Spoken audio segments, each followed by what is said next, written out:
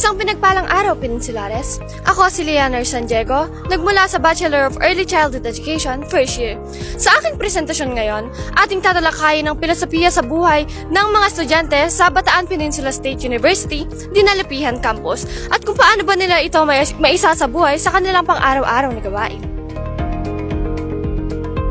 Hi, ano po yung name nyo, yung program, then year, and ano po yung filosofiya nyo sa buhay na na-a-apply nyo sa pang-araw-araw?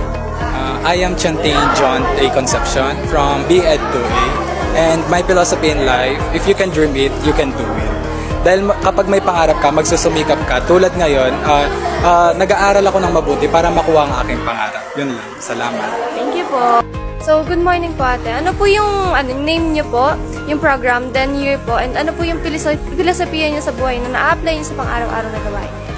My name is Kirin Princess Obada mula sa BEd 2C. My philosophy is life is don't compare your chapter 1 to someone's chapter 20. Na-apply ko siya sa pang-araw-araw kasi mas nagpo-focus ako sa sarili kong progress kaysa mag-focus ako sa ibang tao. Yun lang. Thank you po. Hi po, ano po yung name nyo, yung program, and anong year na po kayo, and ano po yung motto nyo in life na na-apply nyo sa pang-araw-araw nyo po na gawain? Hi, my name is Kurt Morayo from BESED 4A. And my motto in life is, when the body has suffered, the spirit blooms. Because suffering refines the body, allowing the spirit to flourish with newfound resilience and beauty. Thank you. Ano po yung name, program, and year? Ano po yung filosofiya sa buhay na na-apply nyo sa pang-araw-araw?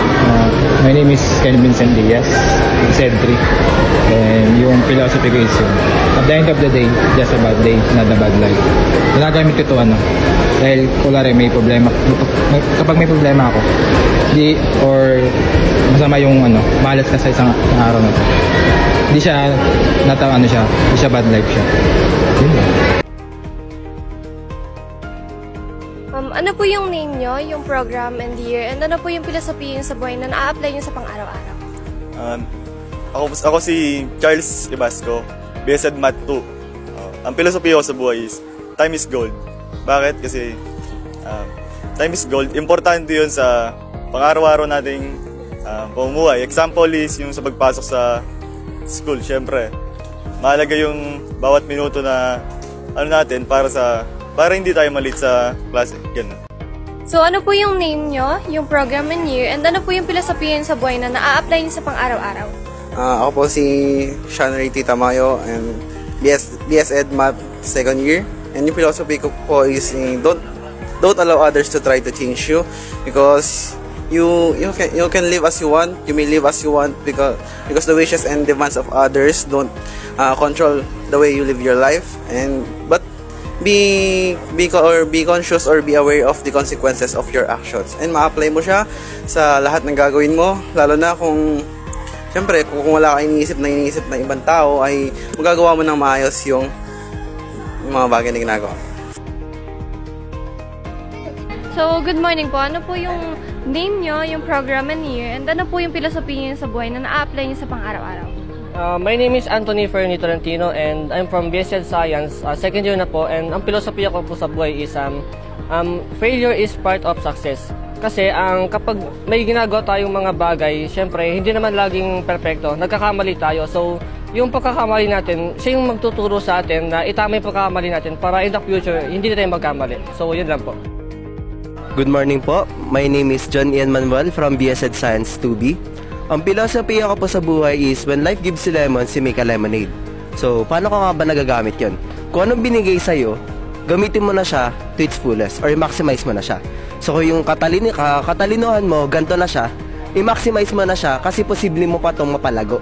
Huwag ka na mag-request na extra kasi ito na ang binigay ng Diyos sa'yo. So, kung anong nakuha mo, tanggapin mo, i-maximize mo dahil doon ka lalago.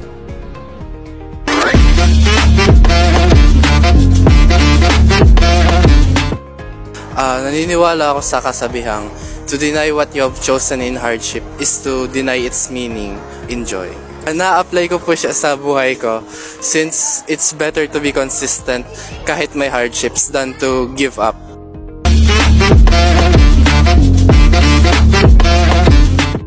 yung filosofiya ko is, it's okay not to be okay. Kasi nga, normal lang naman na hindi tayo maging okay sa pang-araw-araw natin pamumuhay. Kasi nga, isa yun sa daan para mahubog yung, natin, yung sarili natin na harapin kung ano man yung mga problema na pinagdadaanan natin. Yun.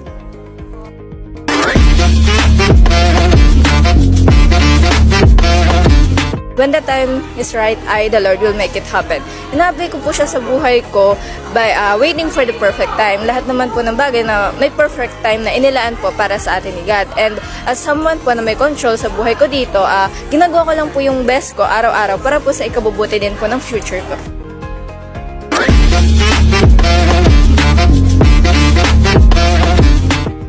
My motto in life is, do everything with a smile on your face. Na-apply ko siya sa pang-araw-araw ko tuwing may problema akong hinaharap. Hinaharap ko siya na may ngiti sa mukha ko. And to be honest, mas napapagaan niya kasi hinaharap mo siyang bukas yung loob mo, hinaharap mo siyang masaya ka. Kaya, ayun. Sa aking pakikipagpanayam sa mga mag-aaral ng BPSU Dinalipihan Campus, aking napagtanto na napakahalaga ng pagkakaroon ng sariling filosofiya sa buhay. Ipinapakita ng filosofiya sa buhay kung paano ba natin pinapahalagahan ang ating mga karanasan at kung paano tayo nagkakaroon ng direksyon sa pagharap sa bawat hamon ng buhay. Isa sa nakapagpapukaw ng aking damdamin ay ang filosofiyang when the time is right, the Lord will make it happen. Ang filosofiyang ito ay nagpakita ng pananampalataya at paniniwala sa tamang panahon. Kaya sa kabuuan, aking nakita na ang kanya-kanyang filosofiya sa buhay ay hindi lamang mga simpleng kasabihan. Ito ay nagsisilbing paalala para sa lahat na maging matatag, positibo at may tiwala sa Diyos. Dahil sa bawat hamon ay may kaakibat na aral at tamang panahon para sa lahat. Muli ako si Liana San Diego, nagmula sa Bachelor of Early Childhood Education. Maraming salamat po.